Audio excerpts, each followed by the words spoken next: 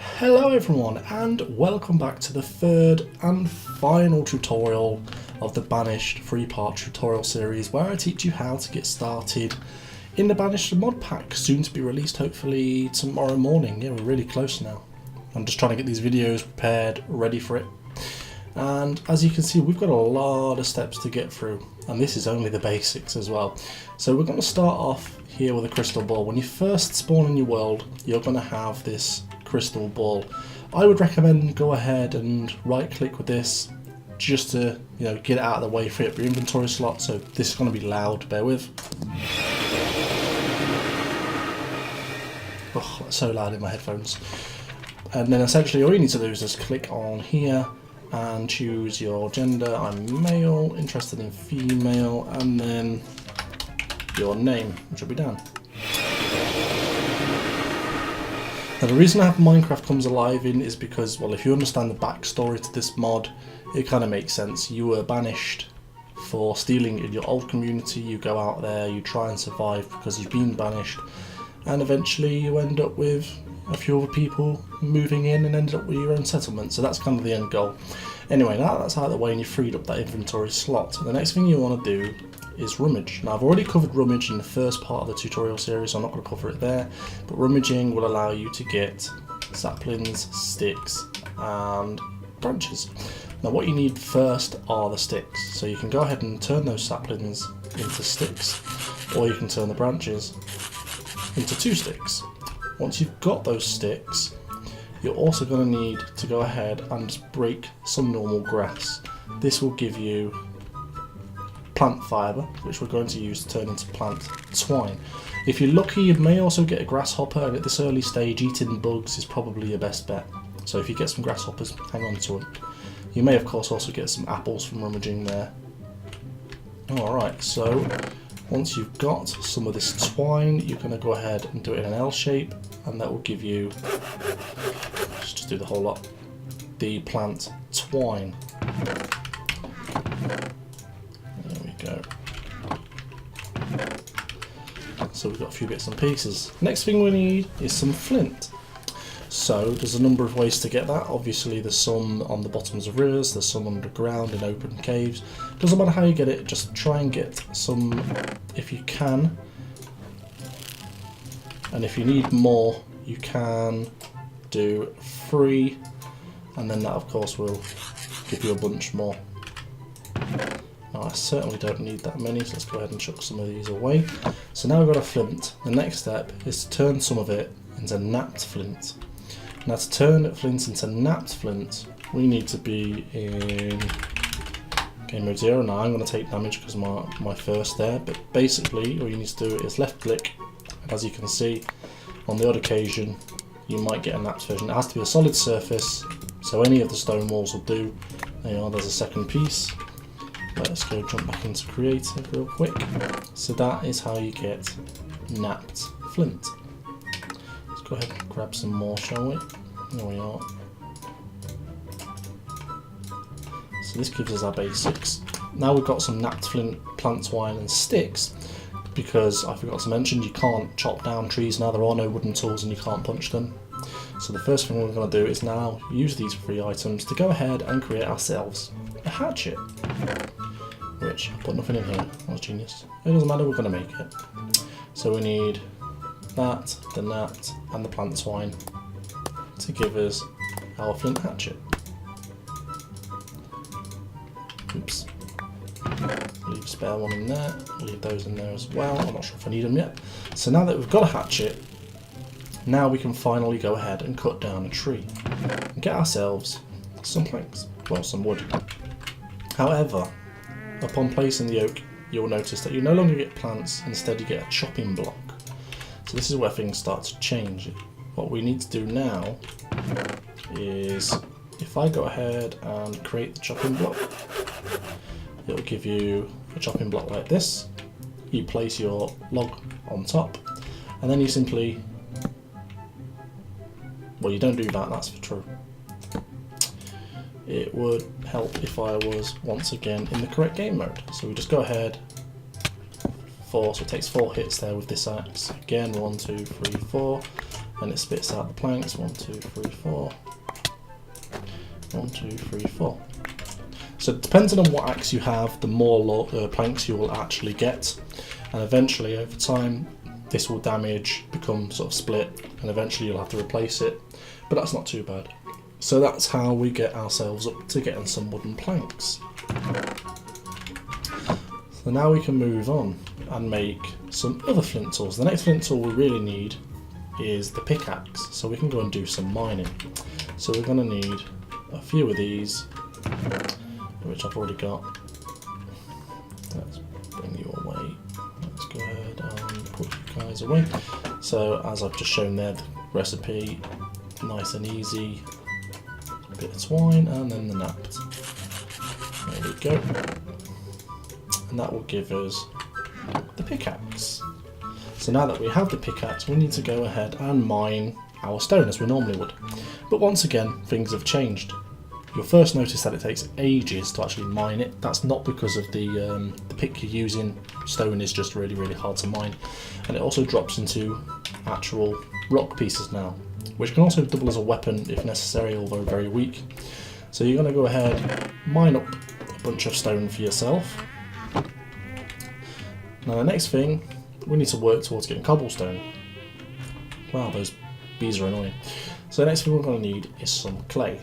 Obvious place to find clay is in rivers, anywhere underwater, but if you're in a pretty dry area with not much water, you can now find pockets of clay underground. So you may find some whilst you were mining in the first place. So once you've got clay, we can now go ahead and make our cobblestone, which is a clay surrounded by the rock. Pretty simple and straightforward. If I just can place that there, chuck you around, and again chuck you around. That gives us our cobblestone. Quite difficult and very time consuming to create, but that's just the way it is. And up next, obviously now we've got that, we can go ahead, create ourselves the furnace. And now that we have the furnace, we can go ahead and create ourselves smooth stone as we always would. And then moving on from there, we can now finally make ourselves some stone tools. Now they're all the same, except I've changed the cobblestone to now require smooth stone. So you need to get the furnace first. From there, we can move on to making ourselves a fireplace, which is also cobblestone and just some logs. So before we do anything here, I want to show you how these work. The fireplace is essential for keeping yourself warm, so if I just go ahead and do that, and go ahead and create it. There's our fire. Now just before I do anything, I'm going to get a thermometer. Just grab that. I'm just going to jump. Actually, before I do anything, let me just grab myself a drink as well. Shut that noise up. If I say water, there we go.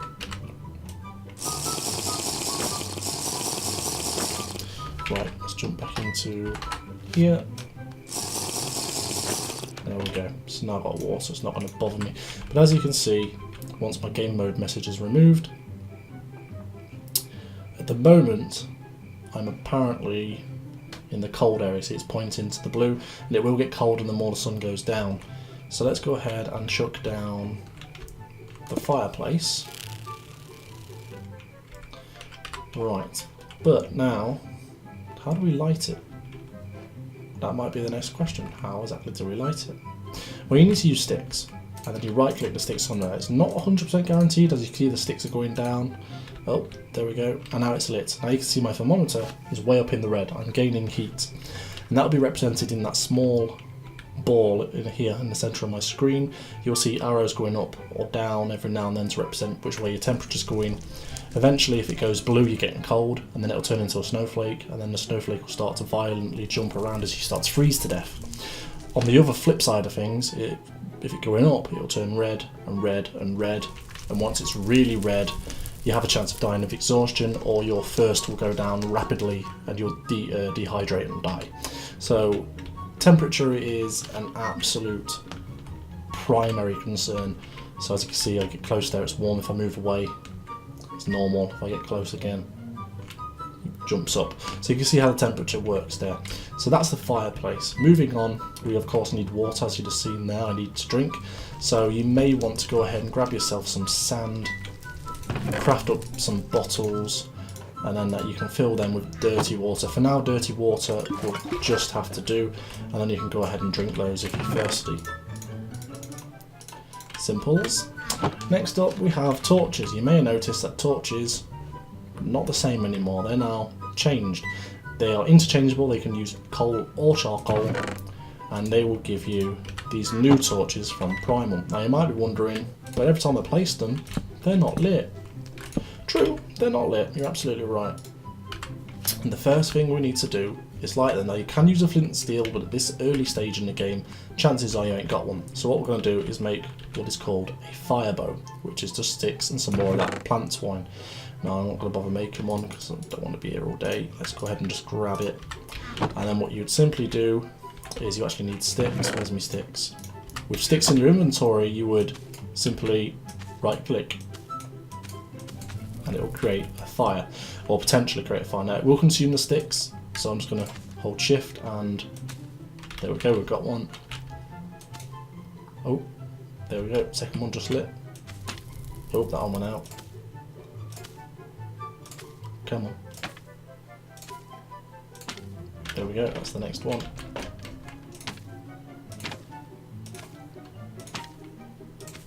And there we go, they're all lit. But it consumed quite a few sticks, so now you can see why it's important to collect all those sticks in the beginning, until you can get flint and steel, of course. Now it is important to note that these torches will eventually extinguish over time, especially if left sort of, you know, in the elements. If it rains, they will go out. Also, if there's nowhere for the smoke to escape to, so particularly in caves, they will eventually, you will get like plumes of smoke building up in the ceiling, which will eventually settle on the ground in forms of ash. Although ash can be used to make fertiliser, so it can be useful, but also it can make a bit of a mess of your house. Now you may also notice, you may have known, you may not have, I've actually made, let's go back into game mode 1, because we're very near the end now. This didn't take as long as I thought. 12 minutes, not too bad. Now, that rain will go out, but you might see the smoke there. Nope, just missed it.